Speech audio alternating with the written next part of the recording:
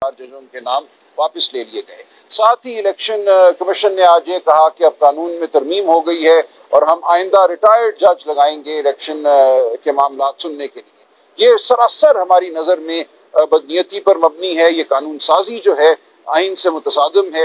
एक काम जो जज के करने वाला है वो आप एक ऐसे शख्स को देंगे जिसकी रोजी रोटी जो है वो इलेक्शन कमीशन से मुंसलिक होगी, उसको वो मायदे पर रखेंगे, माहाना तनख्वाह देंगे।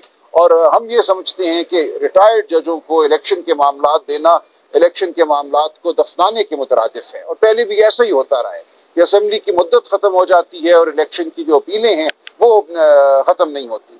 तो यहाँ यही मंसूबा नज़र आ रहा है और इस मंसूबे के खिलाफ भी हम हाई कोर्ट जा चुके हैं। रिटायर्ड जजों की तैनाती के हवाले से भी पटिशनें दायर हैं, उनमें हम देखते हैं क्या फैसला होगा और ये मामला वापस सुप्रीम कोर्ट में आता है तो क्या फैसला होगा। इसलिए इस वक्त जो सूरत हाल है इलेक्शन मामलात के हवाले से, इलेक्शन ट्राइब्यूनल्स के हवाले से, ख़ास तौर से पंजाब में वो तसल्ली बख्श नहीं है।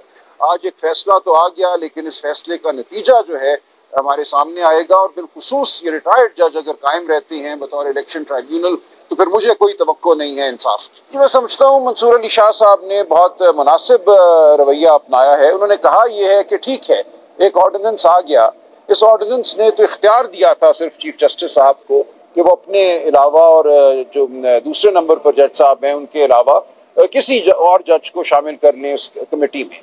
इसका ये मतलब नहीं था कि ज़रूर तीसरे नंबर पे जो सीनियरिटी के लिहाज से जज हैं मुनीब अख्तर साहब उनको बाहर किया जाता और जो चौथे नंबर पर जज साहब हैं उनको शामिल किया जाता, जबकि मुनीब अख्तर साहब ने कोई माजरत नहीं की थी, वो कमेटी में अपना काम कर रहे थे। उन्होंने बतौर एहतजाज ये कहा है कि आइंदा वो इस कमेटी के किसी इजलास में शामिल नहीं होंगे, लेकिन बहरहाल कमेटी के इजलास तो होते रहेंगे। दो जज साहिबान बैठकर अब बेंच बनाएंगे और हम वहीं वापस आ गए। एक मिनट, तो हम वहीं वापस आ गए जहां चीफ जस्टिस साहब ही की जो राय है उसको फौकियत हासिल होगी। देखिए कहा यह गया था कि बेंच बनाने का जो अमल है उसमें चीफ जस्टिस को फौकियत हासिल नहीं होनी चाहिए, 3 सीनियर जज जो हैं उनकी राय जो है वो होनी चाहिए। अब हम वापस वहीं आ गए कि चीफ जस्टिस साहब और उनके नामजद करदा चौथे नंबर पे जो सीनियरिटी में जज हैं उनके इत्तफाक राय से बेंच बनेंगे। जी, जरूरत इसलिए पेश आई कि अब फिर हमारे सुप्रीम कोर्ट में, और ये माजी में भी एक रहा है सानिया, कि जजों के ग्रुप बन जाते हैं। हम ख्याल जज जो ताकत के साथ चलना चाहते हैं और वो जज जो ताकत के खिलाफ मुज़ाहमत करना चाहते हैं। तो हम ये देख रहे हैं कि इस वक्त यही सूरत हाल है और मुनीब अख्तर साहब ने तवातुर से एतराज़ किया था। जो बेंच बनाया गया मिलिट्री कोर्ट्स में अपील सुनने के लिए 7 मेंबर, वहाँ भी उनका एतराज़ सामने आया था। आज जो मुकदमा सुना गया इलेक्शन ट्राइब्यूनल्स के हवाले से, इस बेंच के हवाले से भी उनका एतराज़ सामने आया था। तो मुनीब अख्तर साहब का मुसलसल ये तकाजा था या राय थी कि हमें बेंच जो हैं वैसे नहीं बनाने चाहिए जिनमें सिर्फ वही जज साहिबान हों जिनके बारे में ये तासुर है, ये दुरुस्त हो या ना हो, तासुर है कि वो हुकूमत के हिमायती हैं या ताकतवर तबकों के हिमायती। नहीं, देखिए कानून ये था कि जो भी 3 सीनियर मोस्ट होंगे वो 3 आ जाएंगे, उसमें कोई आपने पिक एंड चूज नहीं करना था। अब पिक एंड चूज की ताकत चीफ जस्टिस साहब को दे दी गई है। वो चाहें तो 11वें नंबर 17वें नंबर से भी किसी को उठाकर इस कमेटी का हिस्सा बना सकते हैं। मुकम्मल सवाबदीद जो है उनको दे दी गई है। तो ये बताइएगा भी नहीं पता चल रहा कि वो आ रहे हैं या नहीं आ रहे, चीफ जस्टिस काजी साहब भी घर जा रहे हैं कि नहीं जा रहे। देखिए ज़ाहिर है इसका ताल्लुक तो आईनी तरामीम से है ना। अगर आईनी तरामीम जो ये चाहते हैं, जो मुसव्वदे सामने आए हैं वो हो जाती हैं तो फिर तो चीफ जस्टिस सुप्रीम कोर्ट का इख्तियार बहुत ही महदूद हो जाएगा।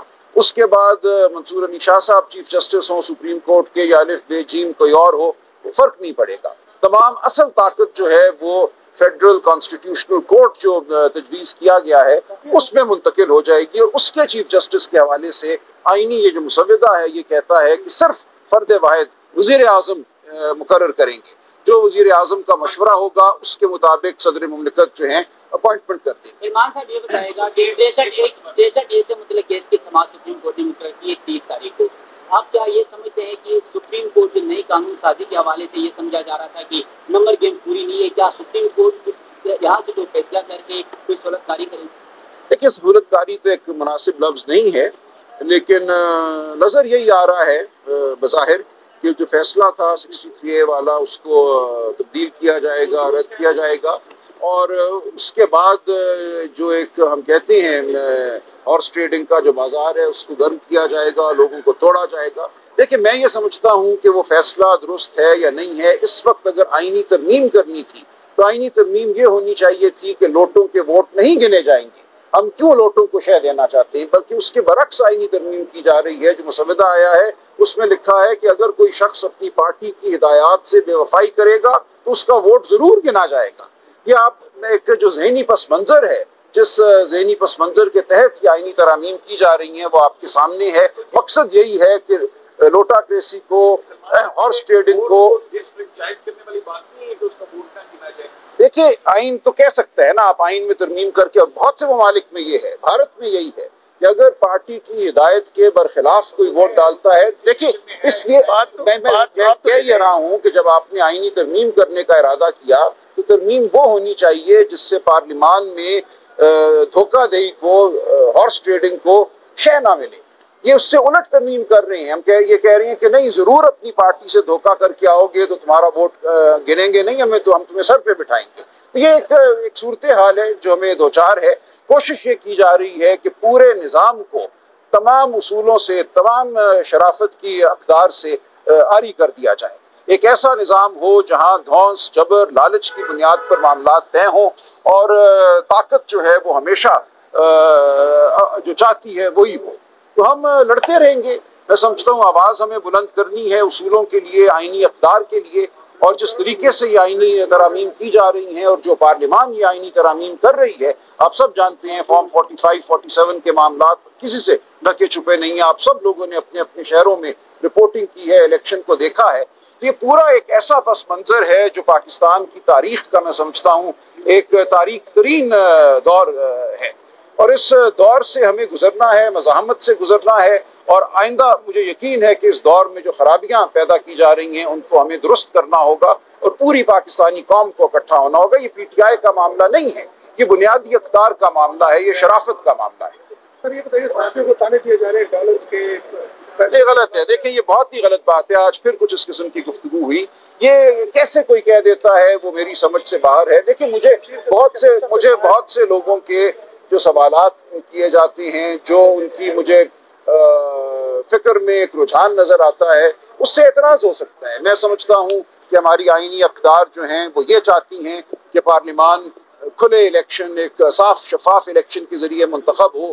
میں یہ سمجھتا ہوں ہماری آئینی اقدار یہ ہیں کہ لوگوں کو اٹھایا نہ جائے، دھونس نہ ہو، جبر نہ ہو، بیویوں بیٹیوں کی عزتیں محفوظ ہوں۔ کچھ بھی اس وقت محفوظ نہیں ہے، لیکن وہ صحافی جو اس جدوجہد میں ہمارا ساتھ نہیں دیتے، جو ہمیں معتوب ٹھہراتے ہیں، جو کہتے ہیں ہم ایک ریوڑ ہیں، ہم ایک ہجوم ہیں، ہم جانتے ہی نہیں کہ ہماری منزل کیا ہے، وہ بات غلط ہے، یقیناً غلط ہے۔ لیکن میں کسی کو الزام نہیں دوں گا، میرے پاس الزام دینے کا کوئی جواز نہیں ہے۔ میں ان کی رائے سے اختلاف کر سکتا ہوں اور وثوق سے میں اختلاف کرتا ہوں، لیکن میں کسی پہ انگلی نہیں اٹھاؤں گا۔ سر یہ شائن تبدیلی ہے پی ٹی آئی کے رویے میں، ایسی آپ کی جو ہوتی ہے اس سے سیکھتے بھی ہیں آپ، لیکن آج جس وقت یہ چل رہا تھا بنانے سماعت ساتھی فائدہ اور آپ کے درمیان کچھ معاملات پر سوال و جواب پر ایسا لگا ہمیں احساس ہوا کہ تکرار ہو رہی ہے، تو یہ فیصلے تبدیل یہ کچھ ایسا نہیں لگ رہا کہ سیکرٹری جنرل کے طور پر آپ جذباتی ہو گئے تھے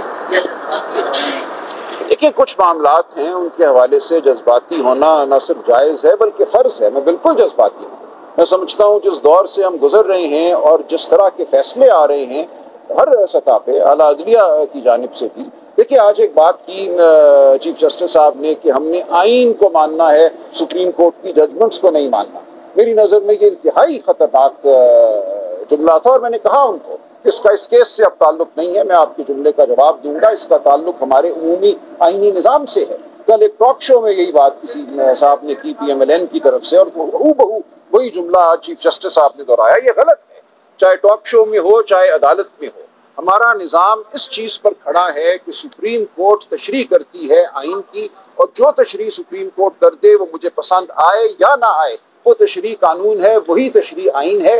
اس کو اگر کسی نے تبدیل کرنا ہے تو بعد کا کوئی فیصلہ سپریم کورٹ کا اس تشریح کو تبدیل کر سکتا ہے، یا پارلیمان ترمیم کے ذریعے اس کو ختم کر سکتی ہے. لیکن یہ کہنا کہ سپریم کورٹ کی ججمنٹ کو ماننا ہم سب پر واجب نہیں ہے، میں سمجھتا ہوں یہ آئین پاکستان کو بالکل منہدم کر دینے والی بات ہے. تو اس پہ میری تکرار ہوئی، میں جذباتی بھی ہوا، میں نے جواب دیا کہ جو بات آپ فرما رہے ہیں اگر یہ مان لی جائے تو پورا ہمارا آئینی نظام گر جائے گا. مجھے یہ ججمنٹ پسند ہے میں یہ مانوں گا، الیکشن کمیشن کو کوئی اور ججمنٹ پسند ہے وہ مانیں گے، کسی اور صاحب طاقت کو کچھ اور پسند ہے تو وہ مانے گا. ہم سب جو ہیں گتھم گتھا ہوں گے ایک دوسرے کے ساتھ. تو یہ بات ٹھیک نہیں تھی اور اس پہ تکرار ہوئی. میں نے ایک پوزیشن لی جو میں سمجھتا ہوں شاید جذباتی ہو لیکن وہ بالکل ہماری آئینی جو فقہ ہے اس کے مطابق ہے. سر یہ بتائیے گا کہ الیکشن کمیشن نے ابھی تک دیکھیں سپریم کورٹ یا کوئی بھی عدالت جو ہے وہ اپنی فوج نہیں رکھتی. یہ عوام کا ایک قوم کا فرض ہوتا ہے کہ اپنی عدالتوں کے فیصلوں پر عمل کرائے. کل پھر میں یہ کہوں گا ایک ٹاک شو میں نے یاد دلایا وہاں جو ہمارے ساتھ دوست بیٹھے تھے کہ ایک دور تھا امریکہ میں ایک امریکی صدر نے یہ کہہ دیا جسٹس جان مارشل کے بارے میں، ان کے فیصلوں کے بارے میں کہ Marshall has delivered this judgement let ہم انفورس اٹ، کہ جسٹس مارشل نے یہ فیصلہ دیا ہے جائے وہ خود اس پہ عمل کرائے. ایسے نہیں ہوتا. پوری امریکن قوم جو تھی وہ اٹھ کھڑی ہوئی اور اس نے کہا کہ نہیں یہ ہمارا چیف جسٹس ہے، یہ ہماری عدالت ہے، فیصلہ ہمیں پسند آئے یا نہ آئے یہ نہیں ہوگا کہ ہم اس فیصلے کو چھوڑ دیں، اس پہ عمل نہ کرائیں. تو یہ قوم کا فرض ہے، یہ صرف کالے کوٹ والوں کا، وکیلوں کا یا سیاستدانوں کا فرض نہیں ہے.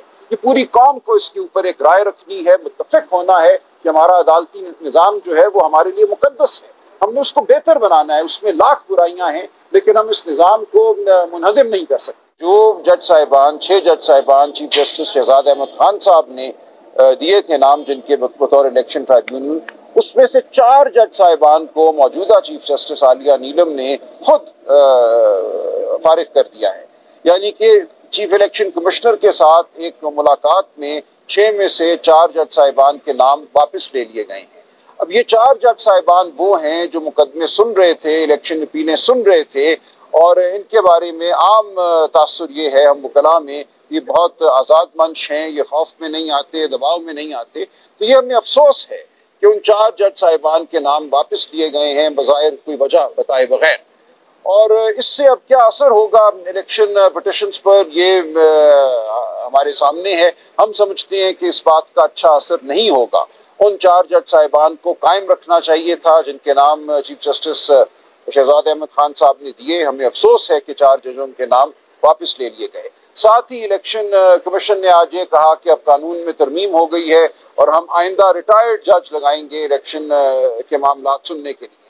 یہ سراسر ہماری نظر میں بدنیتی پر مبنی ہے. یہ قانون سازی جو ہے آئین سے متصادم ہے. ایک کام جو جج کے کرنے والا ہے وہ آپ ایک ایسے شخص کو دیں گے جس کی روزی روٹی جو ہے وہ الیکشن کمیشن سے منسلک ہوگی، اس کو وہ معاہدے پر رکھیں گے، ماہانہ تنخواہ دیں گے.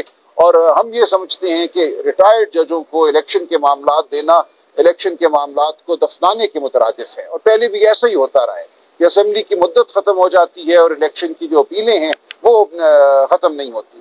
تو یہاں یہی منصوبہ نظر آ رہا ہے اور اس منصوبے کے خلاف بھی ہم ہائی کورٹ جا چکے ہیں. ریٹائرڈ ججوں کی تعیناتی کے حوالے سے بھی پٹیشنیں دائر ہیں، ان میں ہم دیکھتے ہیں کیا فیصلہ ہوگا اور یہ معاملہ واپس سپریم کورٹ میں آتا ہے تو کیا